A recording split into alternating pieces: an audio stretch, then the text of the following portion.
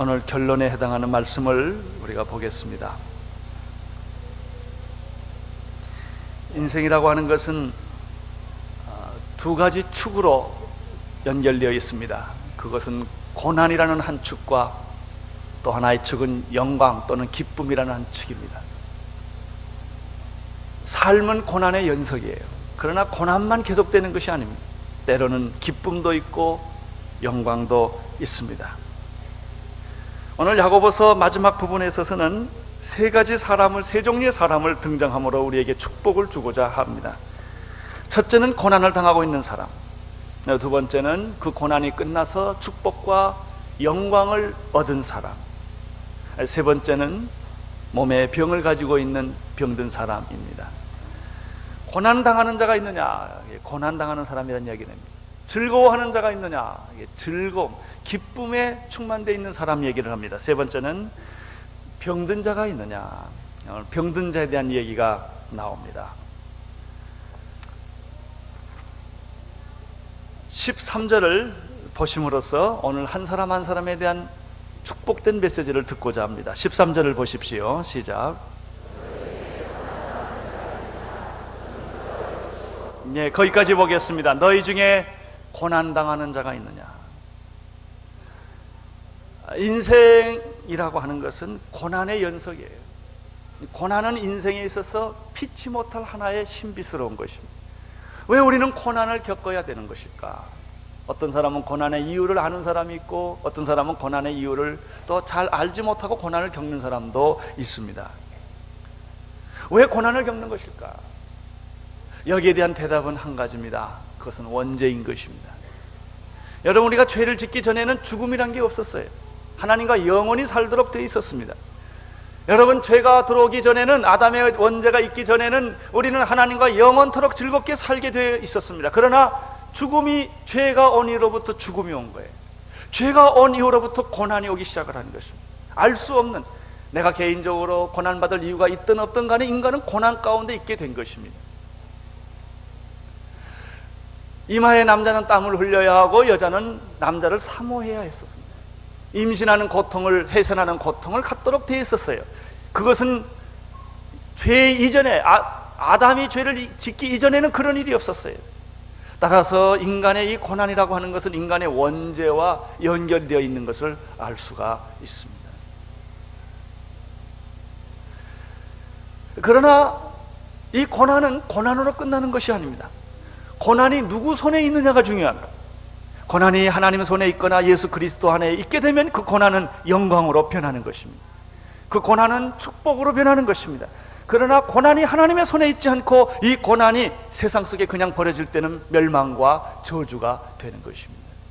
베드로전서 2장에 보면은 베드로 사도는 우리에게 세 가지 종류의 고난이 있는 것을 가르쳐주고 있습니다. 첫째는 이 세상에 애매히 고난을 받는 사람이 있어요. 그것은 애매히 고난을 받는다는 것은 고난의 원인이 내게 있지 않아요. 내가 잘못한 일이 없는데 다른 사람이 잘못했는데, 실수했는데 그 고난이 나한테 뒤집어 쓴 거예요. 이걸 쉽게 설명하면 마치 어떤 사람이 길거리를 걸어갔는데 2층에서 누가 물을 확 뿌렸어요. 물을 뒤집어 쓴 거예요. 자기가 잘못한 거 아닌데 물 뒤집어 쓴 것입니다. 비 오는 날 우산 쓰고 내가 점잖게 가는데 자동차가 휙 하고 지나가더니 물을 한 바가지 뒤집어 쓴 거예요. 화가 나서 욕을 하려고 했더니 이미 갔어요. 이런 억울한 고난이에요. 이런 애매한 고난이에요. 세상에는 이런 억울하고 애매한 일들이 참 많습니다. 여러분, 억울하고 애매한 고난을 겪을 때 사람 마음속에 분노가 생깁니다. 한이 생기고 복수심이 생기는 것입니다. 이런 고난이 우리 주변에 있습니다. 두 번째 고난은 죄로 인한 고난입니다. 그것은 자기가 잘못해서 고난을 받는 것입니다. 자기 죄, 자기 허물, 자기 실수 때문에 그 죄를 뒤집어 쓴 것입니다. 우리들의 고난의 거의 80~90%는 이 두 번째에 속하는 것이죠. 사실은 억울한 고난보다는 가만 따지고 보면 받을만 합니다. 맞아 싸지요. 우리말에 그런 말 있죠. 자기 죄로 인해서, 자기 실수로 인해서 고난을 자기가 스스로 불러들인 것입니다. 세 번째 고난은 또 다른 거예요. 그것은 내 잘못도 아니고 다른 사람 잘못도 아니에요. 선을 행하다 얻는 고난이 있다고 말했습니다. 내가 남을 도와주려는데 뺨 맞은 거예요. 내가 잘해주려고 했고 내가 정말 선을 행하려고 했는데 오해를 뒤집어 쓰고 욕을 먹고 손해를 보고 감옥에 들어가게 되는 그런 고난도 있다는 것입니다. 성경은 우리들에게 말합니다. 애매히 고난을 받을 때 화를 내거나 복수하거나 분노하지 말아라. 그 고난이 내 안에 없다 할지라도, 내가 원인이 아니라 할지라도, 내가 애매히 고난을 받아도 하나님을 생각하면서 참으면 이것이 복이니라, 축복이니라, 그렇게 말씀하셨습니다. 그러나 두 번째 고난에는 축복이 없어. 죄가 있어 매를 맞으면 무슨 유익이 있으려, 이렇게 되어 있어요. 거기에는 축복이 없어요. 세 번째는 선을 행하다 얻는 고난도 하나님을 생각하면서 참으면 이는 아름다우니라, 이는 아름다우니라. 그렇습니다. 이 고난이라고 하는 것은, 이런 세 번째 그 선을 행하다 얻는 고난 같은 경우는 의인의 고난이요, 순교자의 고난이요, 그리고 베드로 사도는 이것이 바로 예수님의 고난이라고 말했습니다. 그는 죄가 없으시지만 우리를 위하여 고난을 겪으셨다. 참, 그러나 그분이 우리의 고난의 모범이셨다, 이렇게 우리를 소개하고 있는 것입니다. 여러분이 당하는 고난은 어떤 고난이겠습니까? 애매한 고난입니까? 맞아 싼 죄 때문에 얻은 고난입니까? 아니면 그것도 아니고 정말 내가 선을 행하고 전도를 하다가 얻는 핍박이십니까? 여러분, 고난을 받았을 때, 고난이 임했을 때, 고난이 올 것이라는 사실을 알았을 때 우리는 어떻게 해야 합니까? 성경은 우리에게 놀라운 메시지를 주고 있습니다. 고난당하는 자가 있느냐? 저는 뭐 할 것이요? 기도할 것이요. 여러분, 기도하면 어떤 축복이 있습니까? 기도하면 하나님을 만나게 됩니다. 기도하는 사람은 하나님을 만나게 됩니다. 기도하면 무슨 일이 생깁니까? 자신을 돌이켜보게 됩니다. 꼭 그 사건이 아니라 할지라도 어떤 고난의 어떤 역경 속에 있을 때 그 사건은 아니라도 우리는 기도하게 되고, 기도하다 보면 하나님을 만나게 되고, 기도하다 보면 자기의 허물과 그리고 자기의 죄들을 발견하게 되는 것입니다. 이것이 축복이에요. 여러분, 고난이 올 때, 알 수 없는 고난이 올 때, 억울한 고난이 올 때, 여러분이 선을 행하다 받는 고난이 올 때 기도하십시오. 그때 하나님이 위로해 주시고 축복해 주시는 줄로 믿습니다. 기도하면 하나님이 움직이십니다. 기도하면 기적이 일어나는 것입니다. 기도하면 자신의 모든 죄들이 드러나게 되고 순결하고 거룩게 되는 축복이 있는 것입니다. 최근에 우리 온누리교회를 공격하는 여러 많은 세력들 앞에 우리가 서 있었습니다. 이것을 지금 몇 달째 겪으면서 얼마나 이 사건이 우리에게 축복이 되었는지 모른다, 이런 생각을 합니다. 그것과 상관없이 우리가 겸손하게 됐다는 것입니다. 사실 온누리교회가 서울에만 유명한 게 아니고요, 미국 가면 더 유명합니다. 그리고 제가 가면 얼마나 칭찬을 많이 받는지 몰라요. 하나님 우리를 겸손하기를 원하세요. 하나님 우리를 순결하기를 원하세요. 하나님 온누리교회가 낮아지기를 원하세요. 얼마나 큰 축복이었는지 몰라요. 이런 것을 통하여 우리는 교회가 거룩해지고 순결해지고 가난해지고 하나가 되는 축복을 갖게 된 것입니다. 그렇습니다. 고난을 겪으면 이런 축복이 있는 것입니다. 너희들이 고난을 당하느냐? 기도할지니라. 고난 당하는 자가 있느냐? 기도할지니라. 사랑하는 온누리교회 성도 여러분, 여러분 가운데 고난이 있을 때 무릎 꿇고 기도하시기를 바랍니다. 여러분, 예수님이 고난을 겪으셨을 때 어떻게 하셨습니까? 그는 고난을 자기에게 임하는 것을 알았습니다. 십자가를 져야 될 것을 그는 알았습니다. 그래서 그는 그날 밤에 겟세마네 동산에 올라간 것입니다. 이 고난을 당하기 위하여, 이 십자가를 만나기 위하여 그가 준비한 것은 기도였습니다. 제자들을 데리고 기도하러 산에 올라갔습니다. 기도하러 산에 올라가서 그는 땀이 피가 되도록 기도했습니다. 한 번 기도한 것이 아니라 3번씩이나 그는 무릎 꿇고 기도했기 때문에 로마 군병이 왔을 때도 그는 흔들리지 않았고, 두 손에 못을 박고 두 발에 못을 박고 머리에 가시멜르관을 씌우고 여러분 그 채찍에 맞고 허리에 창을 찌르면서 여러분 예수님이 십자가에 고난 받을 때도 예수님은 두려워하지 않고 흔들리지 않고 십자가의 길을 걸어갈 수가 있었던 것입니다. 고난당하는 자가 있느냐? 기도할 것이요. 고난이 너희에게 임할 것을 너희가 예상하느냐? 엎드려 기도하라. 기도할 때 기도 안 하고 좋은 사람이 있었어요. 베드로였습니다. 기도시가 예수님은 땀이 피가 되도록 기도했지만은 그때 베드로는 졸았습니다. 여러분, 기도할 때 기도하지 않고 조는 사람에게는 어떤 일이 일어납니까? 충동적 행동이 나타납니다. 로마 군병이 왔을 때 예수님은 담담했지만은 베드로는 마음이 급했습니다. 왜? 기도하지 않았기 때문에. 그는 칼을 뺐습니다. 여러분, 기도하지 않을 때 충동적 행동을 하는 것입니다. 기도하지 않을 때 어떻게 됩니까? 멀찍이 따라가게 됩니다. 예수님이 재판장에 끌려갈 때 베드로는 가까이 따라가지 못하고 예수님 멀리 쫓았던 것입니다. 기도할 때 기도하지 않으면 어떤 일이 생깁니까? 예수님을 부인하게 됩니다. 예수님이 재판받을 때 새벽에 대문간에서 많은 하인들이 불쬐고 있었을 때 계집종아이 앞에서 예수님을 3번씩이나 부인하는 그런 실수를 베드로가 하게 된 것입니다. 사랑하는 성도 여러분, 기도할 때 기도하시기를 바랍니다. 고난당할 때 기도하시기를 바랍니다. 밤새서 기도하십시오. 금식하며 기도하십시오. 하나님 앞에 나아가서 기도하십시오. 여러분, 기도하면 하나님이 움직인다는 사실을 믿으시기를 바랍니다. 기도하면 여러분, 사람이 움직이는 게 얼마나 할 수 있겠어요? 사람의 머리나 사람의 인간관계나 사람의 방법이 얼마나 효과가 있겠어요? 하나님이 하시는 것은 급속하게, 빠르게, 완전하게 이루어 주시는 것입니다. 고난을 당하는 자가 있느냐? 저희는 기도할 것이요. 꼭 하나 기억하십시오. 태풍은 오래 가지 않습니다. 여러분, 비가 영원히 가지 않습니다. 고난도 영원하지 않습니다. 고난은 끝나게 되어 있습니다. 고난 뒤에는 영광이 있습니다. 고난 뒤에는 축복이 있는 것입니다. 흔들리지 말고 염려하지 말고 굳게 둯대를 향하여 전진하는 사람에게는 하나님이 영광의 면류관을 씌워 주시는 것입니다. 로마서 8장 18절에 보면은 생각컨대 현재의 고난은 장차 올 영광과 좋게 비교할 수 없다고 말씀하셨습니다. 이 말씀은 무슨 말입니까? 고난은 영원하지 않다. 내가 믿음 안에 하나님을 신뢰하고 계속 나가기만 하면은 고난과 비교할 수 없는 영광스러운 삶과 축복을 너에게 줄 것이다 하는 것입니다. 두 번째입니다. 이 고난을 통과해서 축복을 받고 고난을 통과해서 영광을 얻은 사람은 어떻게 할 것이냐? 다시 두 번째 13절을 읽어보시겠습니다. 시작. 너희 중에 고난당하는 자가 있느냐? 저는 기도할 것이요. 즐거워하는 자가 있느냐? 저는 찬송할지니다. 여기서 즐거워하는 자란 것은 고난이 끝난 후에 축복이 온 사람이에요. 기쁨이 온 사람이에요. 즐거움을 갖게 된 사람이에요. 여러분, 모든 일들이 다 끝나면, 어려울 때는 하나님을 찾지만 끝나면 하나님을 잊어버리기 쉬운 것입니다. 이런 의미에서 고난은 축복이에요.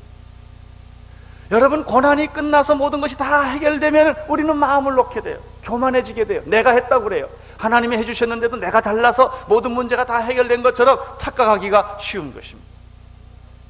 영광이 너에게 있느냐? 즐거움이 너에게 있느냐? 기쁨이 너에게 있느냐? 축복이 너에게 있느냐? 교만하지 말아라. 더욱더 겸손해라. 더욱더 하나님께 찬양을 올려라. 더욱더 하나님께 감사제를 올려라. 하나님께 존귀와 영광을 올려드려라.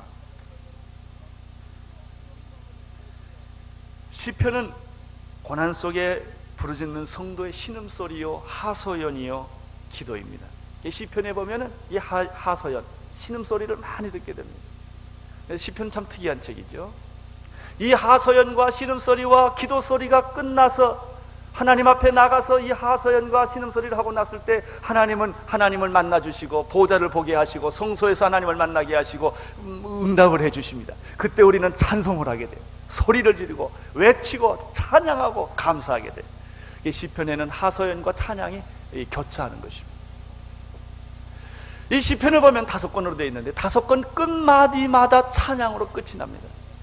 시편 41편 13절에 보면은 여호와 이스라엘 하나님을 영원부터 영원까지 찬송할지로다. 아멘, 아멘. 아멘이 2번 나와요. 아멘, 아멘.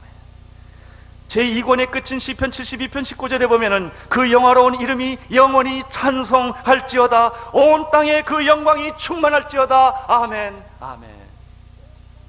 제3권의 끝은 이렇습니다. 89편 52절에 보면은 여호와를 영원히 찬송할지어다. 아멘, 아멘. 시편 4권의 끝 106편 48절에 보면은 여호와 이스라엘의 하나님을 영원부터 영원까지 찬양할지어다. 모든 백성들아 아멘 할지어다. 아멘 하셔야죠. 아멘 하는 사람 복 받아요. 아멘, 아멘. 그렇습니다. 나는 세상에서 제일 좋은 이름이 할렐루야 아줌마 같아. 이름 참 잘 지었어요. 할렐루야 교회, 할렐루야 축구단 다 좋은 이름 아닙니까? 여러분이 임에 아멘과 할렐루야가 풍성히 넘치기를 바랍니다. 주님 영광을 받으시옵소서. 찬양을 받아 주시옵소서. 여러분, 우리가 잘 되다가 왜 고난에 빠지느냐? 찬송하지 않기 때문에 그래요.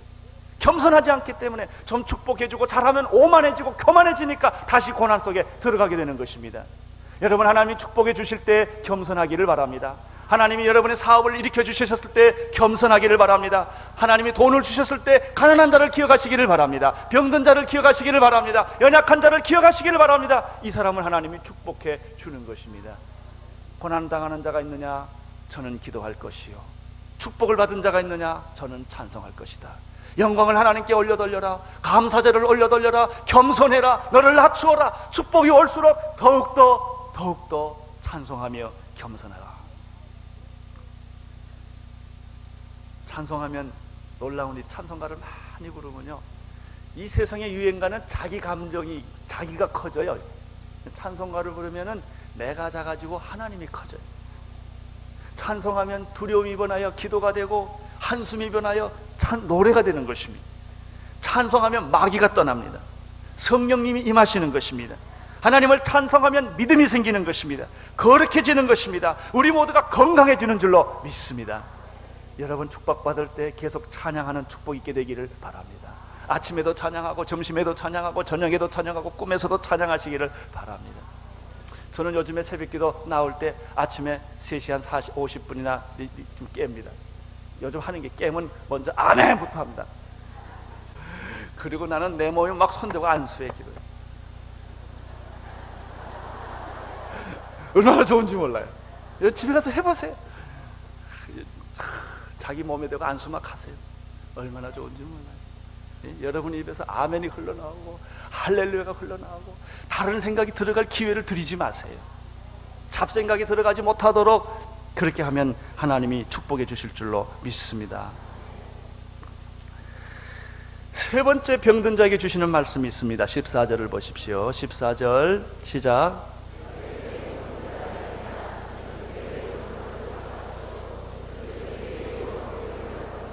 너희 중에 병든 자가 있느냐? 우리 지혜자매도 너무 지금 병과 싸우고 있습니다마는, 죽음과 싸운다는 것은 얼마나 고독한 일인지 몰라요. 그러나 우리에게는 예수님이 계십니다. 영생이 있습니다.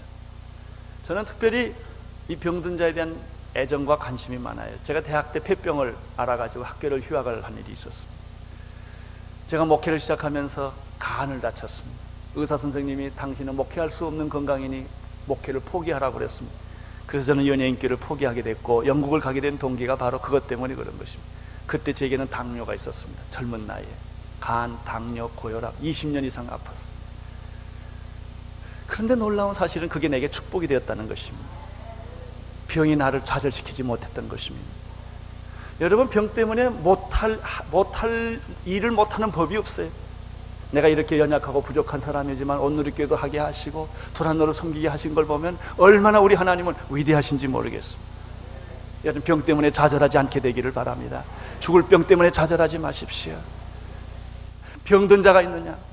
병 때문에 고난을 겪는 자가 있느냐? 그래서 제가 개인적으로 아픈 사람에 대한 애정이 참 많습니다. 내가 너무나 오랜 동안 병으로 고생을 많이 했고 지금도 그러면서 이 목회를 하고 있는 거예요. 그러나 하나님 얼마나 영광을 받으십니까? 유명한 종교개혁을 했던 칼빈 선생님이 그 세계 불후 명작을 썼는데 그것이 칼빈의 기독교 강연 인스티튜트를 썼어요. 그 사람의 별명이 워킹 하스피탈이에요. 걸어다니는 얼마나 몸에 병이 많았던지 죽을 때까지. 여러분, 병이 우리를 좌절시키지 못하는 것입니다. 세상의 실패가 우리를 좌절시키지 못하는 것입니다. 이런 병 중에서도 하나님은 역사하시고 기적을 베풀어 주시는 줄로 믿습니다. 너희 중에 병든 자가 있느냐? 교회 장로들을 초청하라고 말했습니다. 교회 장로들은 그 병든 자에게 찾아가서 기름을 바르고 그를 위하여 기도할지니라 라고 말했습니다. 이 말은 무슨 뜻입니까? 특별히 교회는 병든 자에 관심을 많이 가져라라는 뜻이에요. 교회는 가난한 자들, 소외된 자들, 잃어버린 자들에 대한 애정을 가지고 있어야 합니다. 이게 교회입니다. 장로님들이 가장 할 일이 무엇입니까? 행정이 아니에요. 병든 자에게 안수하고 병 고치는 거예요. 여러분, 예수님의 사역을 보십시오. 예수님의 사역에서 제일 많이 한 게 뭐예요? 병자들 고친 것입니다. 예수님은 누구를 만났습니까? 그는 세상에 버림받은 사람들을 주로 많이 만났습니다. 예수님은 고위층을 만난 일이 거의 없어요. 예수님은 대중 속에 있었고 병든 자들 속에 있었고 참 소망을 잃어버린 자들에게 찾아가서 하나님의 나라를 선포하고 그들의 병을 고쳐주셨습니다. 앉은뱅이를 일으켜주시고 봉사의 눈을 눈뜨게 하시고 귀머거리 귀를 고쳐주시고 귀신 들린 자를 쫓아주시고 죽은 자를 살려주셨던 그분이 바로 예수 그리스도십니다. 나는 여러분도 그렇게 하시기를 바랍니다. 여러분에게 그런 능력을 주었습니다. 믿는 자들에게 이런 표적이 따르리니 너희들이 내 이름으로 귀신을 쫓아내며 새방언을 말하며 뱀을 집으며 무슨 독을 마실지라도 해를 받지 아니하며 병든 자에게 손을 얹은 적 나음을 얻으라고 하였어요. 이 능력을 우리 모두에게 주신 줄로 믿습니다. 특별히 교회 장로님들에게 이 능력을 주셨습니다. 여러분, 기름을 바르라고 그랬어요. 기름 바르라는 것은 구별한다, 성별한다, 그런 뜻입니다. 성령의 임재를 의미하는 것입니다. 모세가 성막을 다 만들고 나서 뭐 한 줄 아세요? 출애굽기 40장에 보면은 모든 기구에 기름을 발랐어. 기름 다 전부 기름. 촛대에도 바르고 떡상에도 바르고 성소에도 바르고 지성소에도 바르고 다 기름 발랐어. 그리고 제사를 드리는 제사장 옷에도 기름을 다 발랐어. 온몸에 발랐어요. 제사장만 바른 게 아니었습니다. 제사장의 아들에게도 기름을 다 발랐어. 그리고 제사를 드렸을 때 하나님의 영광이 나타난 것입니다. 나는 오늘 기름이 마이크에도 바르고 내 설교 노트에도 좀 바르고, 예? 내 입술에도 바르고, 오늘 여러분의 몸에 다 하나님의 기름이 다 부어지시기를 축원합니다. 먼저 기름을 바르라고 그랬어요. 성령의 임재를 사모하라고 그랬어요. 성령님이 오늘 여러분과 함께 하실 거예요. 세상의 더러운 것과 악한 것들을 다 구분해서 분리시켜야 합니다. 기름을 발라라. 그리고 믿음으로 기도해라. 믿음의 기도는 역사하는 힘이 만원이라 그랬습니다. 15절을 보십시오. 15절 읽어보세요. 시작. 주께서 저를 일으키시리라. 혹시 죄를 범하였을지라도 사하심을 얻느니라. 아멘. 기름을 바르고 하나님의 임재를 사모하고 오늘 성령님을 초청하시기를 바랍니다. 성령님을 환영하시기를 바랍니다. 여러분의 마음에 환영하십시오. 오늘 온누리교회 예배에 우리는 성령님을 초청하는 것입니다. 기름을 부어 주시옵소서. 채워 주시옵소서. 우리를 거룩하게 만들어 주시옵소서. 우리 안에 모든 쓰레기를 다 불태워 주시옵소서. 병을 다 불태워 주시옵소서. 기름을 바르라. 그리고 믿음의 기도를 하라고 말했습니다. 여러분, 연약한 성도가 무릎 꿇고 기도할 때 마귀는 떠나는 것입니다. 여러분이 기도할 때 모든 질병은 떠나가게 되는 것입니다. 염려와 근심과 걱정도 사라지게 되는 줄로 믿습니다. 장로들을 초청해라. 그리고 저들은 기름을 발라라. 그리고 저들은 환자를 위하여 병든 자를 위하여 기도하라고 말했는데 믿음의 기도는 역사하는 힘이 많으니라. 주께서 저를 일으켜 세우리라. 여러분, 기적은 내가 베푸는 것이 아니에요. 나는 기도할 뿐이요, 기적은 하나님이 베풀어 주시는 것입니다. 죽은 자를 살리시는 것입니다. 안 되는 것을 되게 하는 것입니다. 없는 것을 있게 하시는 것입니다. 불가능을 가능케 하는 것입니다. 여러분, 죽은 나사로도 살아났다는 사실을 기억하시기를 바랍니다. 이것이 하나님의 역사요 생명입니다. 믿음의 기도는 역사하는 힘이 많으니라. 주께서 저를 어떻게 해요? 일으켜 세우리라. 혹시 죄를 범하였을지라도 어떻게 한다고요? 사하시리라. 이거는 뭐냐면 병이라는 게 죄 때문에 오는 병이 있다는 얘기예요. 어떤 병은 죄 때문에 오는 병이 아니고 그냥 병이 올 수가 있고요. 어떤 병들은 자기가 죄를 지어서 오는 병이 있어요. 그거는요, 회개해야 돼요. 오늘 혹시 죄 때문에 병을 가지신 분들은 다 회개하시기를 바랍니다. 하나님과 여러분만이 아는 그런 죄가 있으면 다 회개하십시오. 그때 병이 떠나는 것입니다. 귀신이 병 갖다 줄 땐 귀신 쫓으면 병이 나아요. 오늘 여기는 이렇게 말했습니다. 당신이 혹시 죄를 범하였을지라도 하나님께서 너를 용서해 주실 것이다. 사해 주실 것이다. 주께서 너를 일으켜 세워 주실 것이다. 내 죄를 용서해 주실 것이다. 가라, 평안히 가라. 다서 죄를 다시는 짓지 말라. 16절 읽어주십시오. 시작.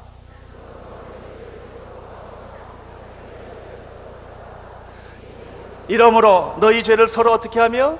고하며. 죄를 고백하는 것처럼 아름다운 모습이 없어요. 눈물을 흘리며 가슴을 치며 자기의 허물과 죄를 하나님 앞에 고백하는 사람들은 복된 사람입니다. 가장 아름다운 사람. 죄를 고백하는 것은 추한 모습이 아니라 가장 영광스러운 모습이, 가장 아름다운 모습이 자기의 허물과 죄를 고백하는 것입니다. 너희는 서로 죄를 어떻게 하고? 고백하고. 서로 병 낫기를 위하여 뭐하라?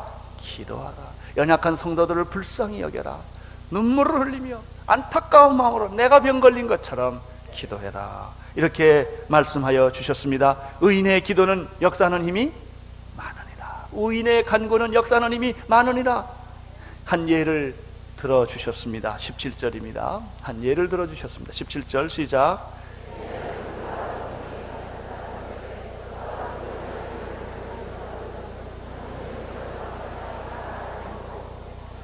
다시 기도한즉 하늘이 비를 주고 땅이 열매를 내었느니라.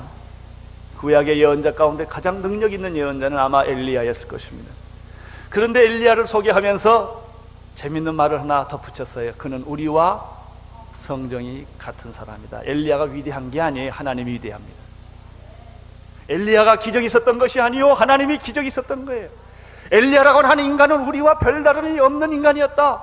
그는 이세벨이라고 하는 여자 앞에서 벌벌 떨었던 그런 쫄장부 같은 사람이다. 어떻게 보면 그가 너무 힘들고 어려웠을 때 로뎀나무 밑에 가서 죽기를 강구했던 우리와 비슷한 그런 갈등과 고민이 있었던 사람이에요. 어떻게 그 사람이 하나님 앞에 이렇게 쓰임을 받을 수 있게 되었는가? 이게 놀랍지 않아요? 아브라함도 실수가 많았던 사람이요, 모세도 별 볼 일 없던 사람 아닙니까? 그러나 하나님이 그를 들어 쓰신 것입니다. 홍해가 갈라지게 한 것입니다. 요단강이 갈라지게 한 것입니다. 여러분, 우리가 다 비슷한 사람들입니다. 그러나 엘리야도 우리와 성정이 같은 사람이지만은, 그러나 하나님이 그를 사용했을 때, 그가 하나님 말씀에 순종했을 때, 하나님의 사람이 되기로 결정을 했을 때, 그는 하늘의 비를 막을 수 있는 사람이었어요. 아합과 이세벨과 이스라엘 백성들이 하나님을 배역하고 우상숭배를 했을 때 하나님이 여러 번 경고를 했죠. 그래도 듣지 않았을 때 하나님이 비를 막았어요. 3년 6개월 동안. 우리는 지난 1년 동안 비가 안 와서 얼마나 고생한지 다 압니다. 3년 6개월 동안 비가 안 왔을 때 얼마나 고생했겠어요. 아합왕은 사람을 보내서 엘리야를 찾았습니다. 왜냐하면 엘리야만이 비를 오게 할 수 있는 것을 그가 알았기 때문에. 엘리야는 갈멜산에서 무릎을 꿇고 기도했습니다. 여러분, 3년 6개월 동안 오지 않았던 비가 왔다고 하는 사실입니다. 이 사실을 오늘 우리에게 소개를 해 주십니다. 사랑하는 성도 여러분, 고난당한 자가 있습니까? 오늘 기도하시기를 바랍니다. 하나님이 움직이실 거예요. 위로해 주실 거예요. 축복해 주실 거예요. 기적을 베풀어 주실 것입니다. 여러분, 즐거워하는 자가 있느냐? 축복받은 사람이 있습니까? 교만하지 마세요. 더 겸손하세요. 옛날을 생각하십시오. 내가 눈물을 흘리며 이산저산 기도원 다니던 그때를 생각하면서 가난한 자 도와주세요. 병든 자 도와주세요. 억울한 자 편에 서주세요. 찬양을 하십시오. 아침에도 찬양, 점심에도 찬양, 저녁에도 찬양. 이 찬양의 감격과 기쁨을 잃어버리지 말기를 축원합니다. 병든 자가 있느냐? 실망하지 마세요. 낙담하지 마세요.